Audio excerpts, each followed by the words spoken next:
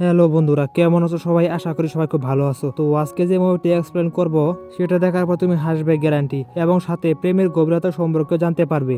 তার আগে মুভিটির ঘটনাটি সংক্ষেপে বলে নেই। একটি ছেলে যে তার গার্লফ্রেন্ডের বাবাকে বন্ধু বানিয়ে তাকে দিয়ে তার মেয়ের সাথে প্রেম করে। তো গল্পের শুরুতে আমরা একটা ছেলেকে দেখতে পাই, এর নাম সাঞ্জু। তো সাঞ্জু ঘুমাচ্ছিল, এমন সময় তার মা এসে ডেকে বলে, বাবা সাঞ্জু, তুই আগে ওকে পিটিয়া।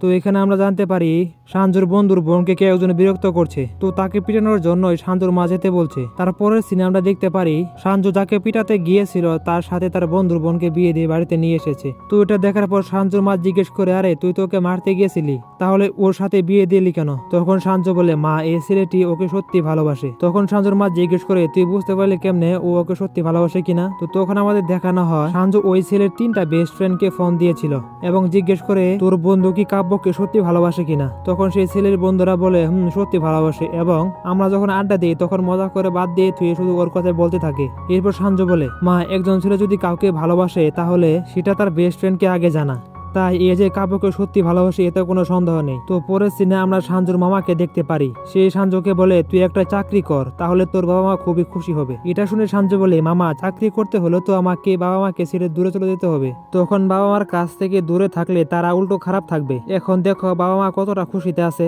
তখন তার মামা বলে, তবে তুই চাকরি করলে আরো বেশি খুশি হবে। বিশ্বাস না করলে তুই গিয়ে জিজ্ঞেস কর আমি চাকরি করব।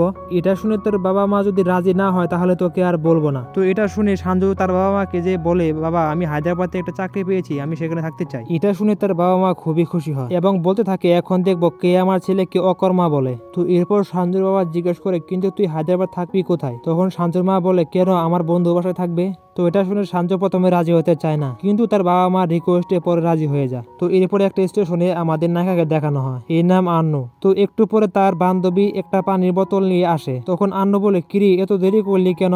তখন তার বান্ধবী বলে, কোল্ড ড্রিঙ্কস এর পাশের দোকানে একটা লাল শার্ট পরা ছেলে আমার সাথে খুব খারাপ ব্যবহার করলো।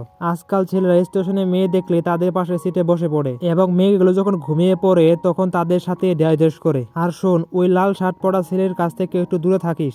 এটা শুনে আন্নু বলে, আরে আমরা হায়দ্রাবাদের মেয়ে, আমাদের কাছে কোনো ছেলে পাত্তা পাবে না, সামনে আসুক বাপের নাম ভুলিয়ে দিব। তো এটা বলে তারা উঠে যাওয়ার সময় ক্যামেরা ঘোরালে আমরা দেখতে পারি ওদের বিপরীত পাশে সাঞ্জু আর তার 2 বন্ধু বসেছিল, এবং তারা সবকিছু শুনে ফেলে, এবং তার বন্ধুকে একটা লাল শার্ট ছিল। তো ওটা থেকে সাঞ্জু বলে, কিরে, তুই কি ওই মেয়েটির সাথে খারাপ ব্যবহার করেছিস? তখন সাঞ্জুর বন্ধু বলে, আরে না, ওটা হয়তো বা অন্য কেউ ছিল। তখন সাঞ্জু বলে, তাহলে শার্টটা খোল। তো এরপর আমাদের সাঞ্জুকে এবং আন্নুকে দেখানো হয়। আন্নু ট্রেনে ওঠার পর সেই শার্ট পরা ছেলেটাই দেখতে পায়, মানে আমাদের সাঞ্জুকে। লাল শার্ট পরা ছেলেকে দিকে তার বান্ধবীর কথা মনে পড়ে যায়, এবং সাথে সাথে সে একটা সিটে বসে পড়ে। তো একটু পরে সাঞ্জু আন্নুর সিটে গিয়ে বসে পড়ে। সেটা থেকে আন্নু আরো ভয় পায়। এদিকে সাঞ্জু আন্নুকে আরো বেশি বেশি ভয় দেখাতে থাকে। তো এরপরে সিনেমাটা দেখতে পাই আন্নু শুয়ে আছে। এমন সময় সে শুনতে পায় কেউ একজন বলছে, ও এখনো ঘুমানি, ও তো একটা মেয়ে, একবার শক্ত করে ধরে ফেল, করে যা হওয়ার হয়ে যাবে, সর্বোচ্চ একটা চড়ি মারবে, এর চেয়ে বেশি কিছু করতে পারবে না। এটা দেখে নায়িকা উপরে দেখে তাকাতে একটা হাতে ছাই দেখতে পায়। এটা দেখে সে একটা পেপার স্প্রে মারে, কিন্তু দেখা যায় সেটা আসলে টিকিট দেখার লোক ছিল। তো এটা দেখে সাঞ্জু খুব হাসতে থাকে।